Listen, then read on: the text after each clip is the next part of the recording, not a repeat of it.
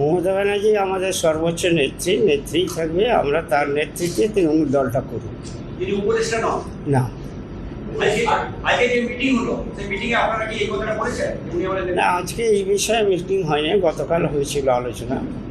তো আজকে এই এলাকার পরিস্থিতি নিয়ে আলোচনা হয়েছে, যেখানে কেস টেস হচ্ছে, পুলিশ অত্যাচার করছে, এইসব নিয়ে আলোচনা হলো।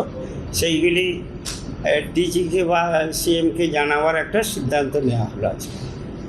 বিরোধী দল তো বলছিলেন উনি উপদেষ্টা আমাদের। না না না, উপদেষ্টা না, সর্বোচ্চ নেত্রী। হ্যাঁ, না, আমরা চাই আমাদের নেত্রী হিসাবেই মমতা ব্যানার্জিকে চাই। আমরা সেইভাবে কথা বলে তবে আমরা সেই পরামর্শদাতা আমি অন্তত মানব না।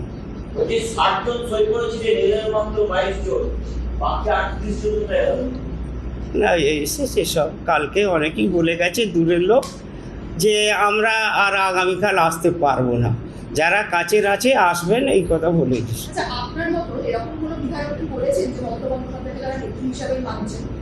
হ্যাঁ, সবই তো বলেছে, প্রায়ই বলেছে, আমাদের সঙ্গেই তো সেইভাবে কথা হয়েছে। সেইভাবে কথা হয়েই তো আমরা তবে এই কথায় এসেছি, নাহলে তো আমরা আসতেও নেই।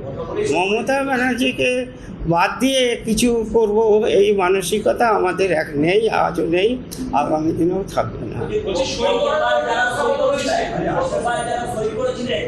তার মধ্যে বেশ কয়েকজন ইতিমধ্যেই বলেছে গতকাল যেটা করেছে ভুল হয়েছে, মমতা বন্দ্যোপাধ্যায়ের কাছে ফিরতে চাই। আমি এই সম্পর্কে আমি কিছু জানিনি, কে কী গেছে, কে কী বলেছে, এখন পর্যন্ত আমাদের কাছে এই খবরগুলি নেই। আপনি যেটা বললেন এই খবর আমার কাছে নেই।